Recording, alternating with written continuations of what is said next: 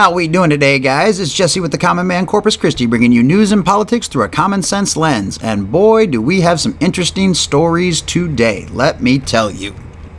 Schools got $130 billion from the Daily Wire.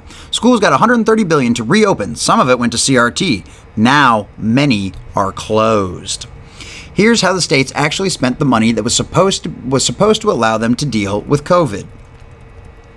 Many schools are not resuming classes as the years begin, citing COVID-19. After spending some of the $130 billion the schools received for reopening on critical race theory infused initiatives, instead a review of funding application shows. On President Joe Biden's first day in office, he told Americans that delivering $130 billion in supplementary funding to schools through his American Rescue Plan would provide schools the resources they needed to reopen safely. We can open schools if we give school districts, communities, and states the clear guidance that they need, as well as the resources they will need. Okay, anyway. NPR blared, Biden administration proposes $130 billion to help schools reopen. In March, Senator Majority Leader Chuck Schumer, said there's no replacement for having kids in the classroom. We need to get our schools to reopen as quickly and as safely as possible, even though they were the ones calling them to close down the entire year and a half before. Boy, weird how your guy gets in office and all of a sudden you want to open up schools and stop pissing off parents. Now my Republican colleagues have made a lot of noise about reopening our schools, but they don't want to dedicate any resources to actually getting it done. Because you didn't. You just needed to open the damn things. They got the money. Yet this month, schools in numerous districts will be closed, citing an inability to deal with the Omicron variant.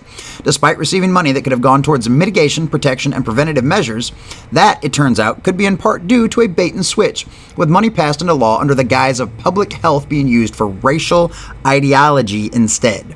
In August, the Department of Education published strategies for using the money. Rebuilding from COVID-19 is an opportunity, the document said, for a culture shift and the establishment of equitable practices. One example of how a district is using a performance assessment in a culturally and linguistically responsive way is the Chicago Public Schools Curriculum Equity Initiative. No more equality, it's equity now. All right, so let's run through these. Chicago earmarked $32 million of the ARP money to a comprehensive, culturally responsive curriculum. Milwaukee allocated $24 million of its money to social-emotional learning, including $100,000 for anti-racism and bias professional development. And it won't be going back to class until at least January 10th. California earmarked $1.5 billion to provide school districts with training resources for classified, certificated, and administrative school staff in specific high-need topics, including accelerated learning, re-engaging students, restorative practices, and implicit bias training. See how they bury it under things that sound good? Implicit bias training, not a good thing. New York's relief plan said it believed opportunities to learn are greatly expanded for all students when stronger principles of diversity, equity, and inclusion are present and operative in a school district. It referenced teaching students about privilege and their identities. Yeah, because that's exactly what I'm paying for. I'm teaching you to read, write, and do arithmetic. Not teaching them about their gender identities or their racial identities. Shouldn't be taught in schools. Remember, equality. This filtered down into local school districts. The Corning Painted Post School District said it would use the money to pay the Equity Collaborative, a consultant best known for its work in Loudoun County, Virginia, which preaches the 5 tenets of critical race theory. Remember how they said critical race theory wouldn't be taught in schools? Boy, there's sure a lot of money going towards it if it ain't being taught.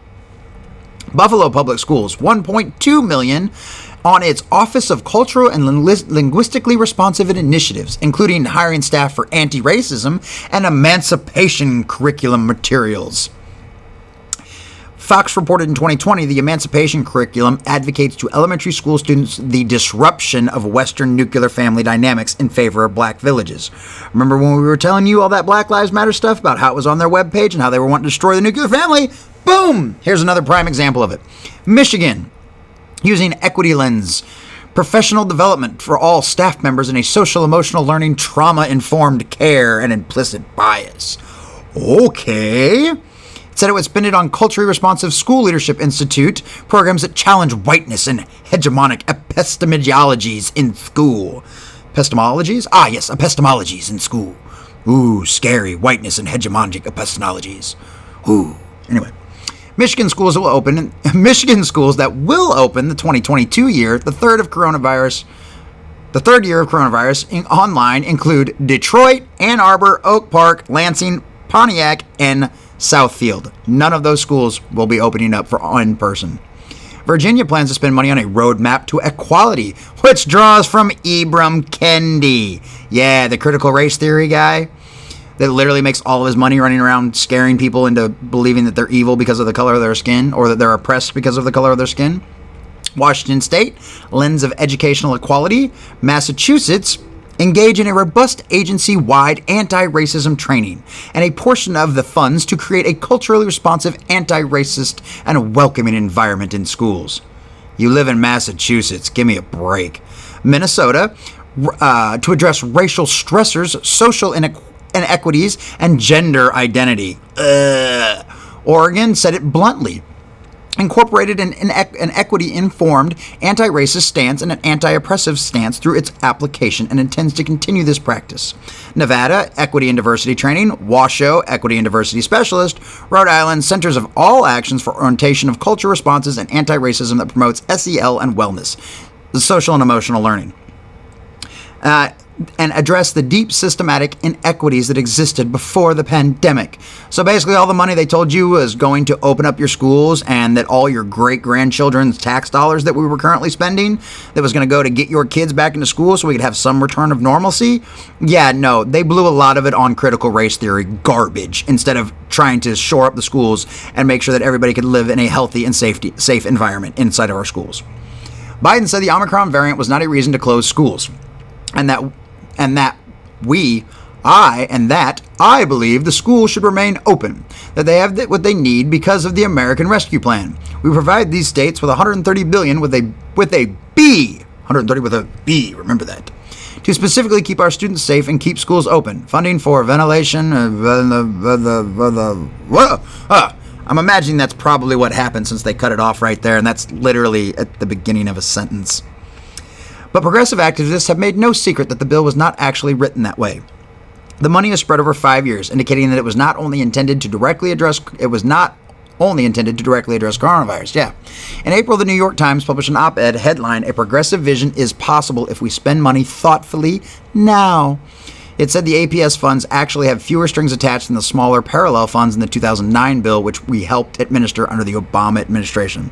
And there was nothing stopping them from being used to address racial and economic inequity. So remember that. The next time.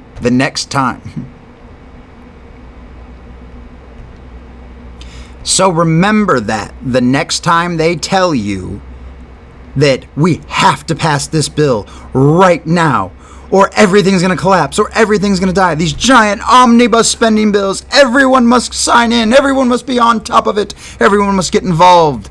No more omnibus bills. Make your representatives sign a pledge to no longer vote for omnibus bills. Single bill, single issue, single spending limit. We need to be able to read these and understand them so we can make sure that garbage like this does not get spent with our tax dollars. It's insane. That's absolutely ridiculous. These are our great-grandchildren's tax dollars. It's not even our tax dollars anymore. They're literally spending to corrupt the next generation. We're literally spending our great-grandchildren's tax dollars to indoctrinate their grandparents. That's how insane this is. So stop. No more omnibus bills. All right. Also, so as another nail in the coffin, right over here from Outkick, we have extended vacation. Teachers union refuses in-person work. What a shocker there. All right. Make no mistake, Chicago Teachers Union, CTU, spent their holiday break working long and hard to find a way to extend their vacation. Classes were canceled on Wednesday, the first day back post-holidays, after the CTU voted not to return to in-person work. A whopping 73% of union members voted to stay home, citing COVID-19 concerns for why they were refusing to go back to the classroom. It's almost as though they know the masks aren't working and the vaccinated are still getting COVID. Shh, don't tell anybody. Let us be clear, the educators of this city want to be in their classrooms with their students, said a statement released by the union. Bullshit! Oh, sorry. Excuse me, guys. I think I got a tickle in my throat. All better. Said the statement released by the union. These warriors of education claim they reached their decision with a heavy heart and a singular focus on student and community safety. Lazy asses wanted to stay at home and not have to actually work for a living. They didn't want to have to put pants on and still think they were going to get paid. Daniel Bennett. School children can stay in their pajamas and play with the mute button all winter. Chicago Public Schools switches to remote learning. We are destroying our kids. Not wrong there. All the studies show it. Now kids and teachers alike from the Chicago Public Schools will sit home and learn in their PJs, if and when they want. Neither the CPS or Chicago Public Health Department supports the union's decision. They will not count the time away from the classroom as actual school days. To be clear, what CTU is seeking cannot be counted as an instructional day under state law and guidance. This is a work stoppage, said a statement released by the school district. Pedro Martinez, the Chicago Public Schools CEO, in no way supports the CTU's decision to stay home, telling the media there is no evidence that our schools are unsafe.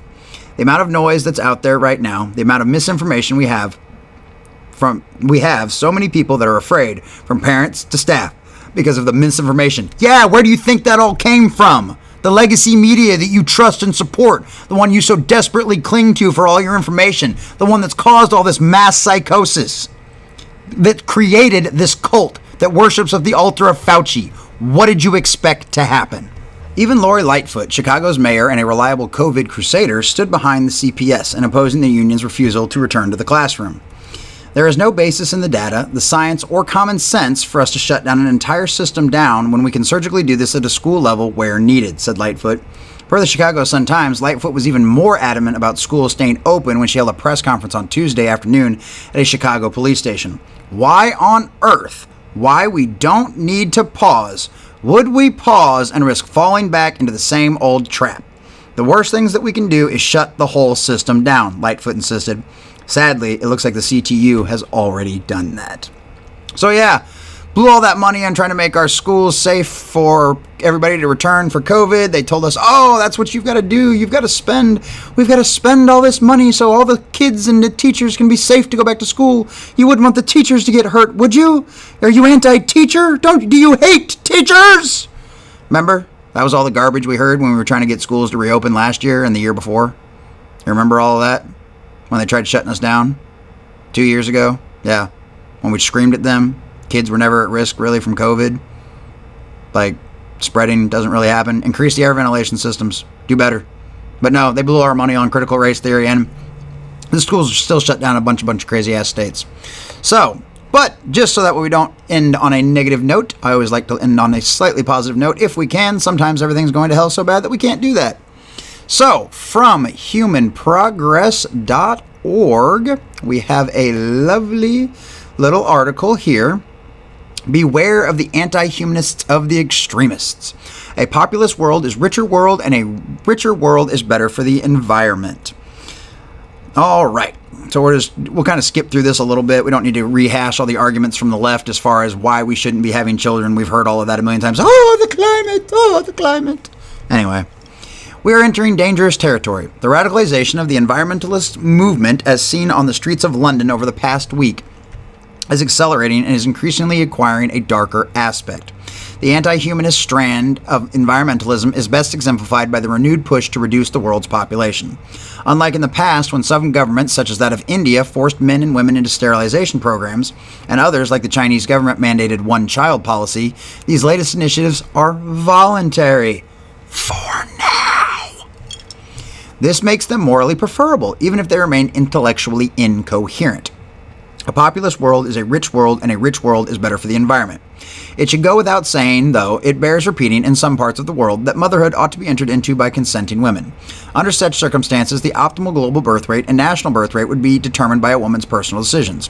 Normally, these rates are impacted by a variety of factors, including women's religious beliefs where birth control is concerned, economic forces, and opportunity costs that women incur by joining the labor market instead of staying home to care for children.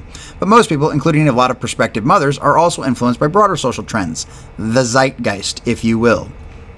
In pre-modern Europe, for example, religion, culture, and society were often synonymous, and women were typically pressured into motherhood by commonly held beliefs, including those that said it's a woman's duty to bear children, and in doing so, making reparations for the sins of Eve. If she could not do so, she was a failure of a woman and lacked God's grace. That's a garbage argument using religion to twist and pervert the word of God into some absolute nonsense. And how prevalent that was at the time, I really don't know, but that sounds like some absolute garbage, and nobody in their right mind would actually say shit like that. At least not today anyway. Maybe back then, but there was a lot of wild stuff going on back then. Today, a new quasi-religion is making inroads into popular culture and making claims about the optimal extent of female fecundity. The environmentalist movement, which started as a noble effort to make people and nature more symbiotic. Not sure if I actually believe that if you look into the history of some of the people that started the environmentalist movement, but I digress. Increasingly sees human beings as a plague upon the planet. As such, environmentalism is running the risk of transmorgifying into a fully fledged credo of anti-humanism.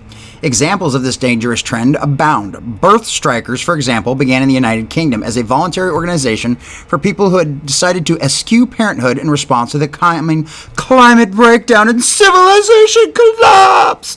Oh. According to the group's Tumblr page, we, the undersigned, declare our decision not to bear children due to the severity of the ecological crisis and the current inaction of governing forces in the face of this existential threat. So more of this. Fast Company, a monthly business magazine. Technology said the same. 2008, United Nations Intergovernmental Panel on Climate Change released a report saying that we only have 12 years before the planet begins to feel the effects of catastrophic climate change if we don't take action now. Except nobody wants to highlight the fact that China, India, and a lot of the other developing countries are where the majority of the nasty-ass carbon, outputs come from. All that nasty stuff in the sky, that's where it comes from, is those guys. So we're not going to go into all of their... So here we go. So yeah, they want everybody to have fewer kids. They want you to eat a plant-based diet. Having one fewer child when you're thinking about it to account for... Yeah. According to Fast Company, 38% of Americans between the ages of 18 and 29 agree that couples should consider the negative impact of climate change when thinking about having kids. These people are insane. It's a cult. So let's start with some inconvenient truths. The world population, which is currently 7.7 billion, will likely peak at 9.8 billion by around 2080 and fall to 9.5 billion by 2100. That's according to Wolfgang Lutz and his colleagues at the International Institute of Applied Systems Analysis in Austria. Assuming rapid economic, technological, and educational advancements, all of which tend to lower birth rates, Lutz estimates that humanity could peak at 8.9 billion in 2060 and decline to 7.8 billion by 2100. Put differently, in 80 years, the world's population could end up being the same as it is today. Lutz should be listened to because the United Nations, which projects the world population expanding to 11.2 billion by the end of the 21st century, has repeatedly overshot their population estimates by underestimating the effects of the economic development on fertility. To that end, the most assured way of limiting population growth is not to reduce birth rates in developed countries, where they are trending below the replacement levels of 2.1 babies per woman, which means y'all need to get out there and knocking boots. We got to make up for the psychos on the other side. Babies. Come on now. It's fun time. It's good time. But by promoting rapid economic developments in underdeveloped countries, where birth rates continue to be above the global average of 2.4 babies per woman. You really want to reduce the global population in a safe and effective manner? Get all those people in West Africa out of poverty. All those people in South Africa. And all those people in the Middle East. Get them out of poverty. Bring them economic freedom. Bring them capitalism. Bring them coal. Bring them nuclear. Hydroelectric. Whatever they can get a hold of. That said, we should be aware a plateauing or even a declining population. A growing population produces more ideas. More ideas lead to more innovations, and more innovations improve productivity. Finally, higher productivity translates to better standards of living. As Gail A. Pooley from Brigham Young University, Hawaii, and I found in a recent paper, over the past 37 years, every additional human being born to our planet appears to have made resources proportionately more plentiful for the rest of us. Put differently, the relationship between population growth and abundance seems to be a positive one. More people, more abundance. More ideas, more innovations. Common sense, right? Richer people, in turn, can expand more time, energy, and resources on conservation. A total of 15% of the Earth's land surface, or 20 million square kilometers, is now covered by protected areas. That's an area more than 3 times the size of the entire United States. Marine protected areas now account for almost 7% of the global ocean, or some 25 million square kilometers. That's an area more than twice the size of South America. Furthermore, the countless scientists are working around the clock to identify endangered species in need of protection and even bringing extinct species back to life. Back in February, the U.S. Congresswoman Alexandria Ocasio-Cortez, AOC to her friends, asked, "Is it still okay to have children?" The answer is still yes, it is, and lots of them. All right? There are a couple of different ways we can win this culture war we're in, this political battle that we're in. Okay? We can get up. We can fight with our politicians. We can make sure they're doing what we elected them to do, which is something we should do. Keep on them, emails, phone calls, always. Vote out the rhinos. Get more populists in there, people that are actually going to listen to what the people want and try to make strides in that. And the other is, if you're not politically inclined, or maybe you don't have the time because of work and everything else, well, here's something else you can do. Have children, and lots of them. As many as you can afford, and maybe a little bit more than you think you can. Because a lot of the time, if you think you can't afford another kid, you probably actually can. They're not, once you get them into groups, it's not as bad as what you think. Because then clothes start getting passed down and yada, yada, yada. Sorry, I'm going on a tangent. I love kids. I want lots. But the other way to win this war is to have lots of children. You just saw in that article, the other side doesn't want to have children.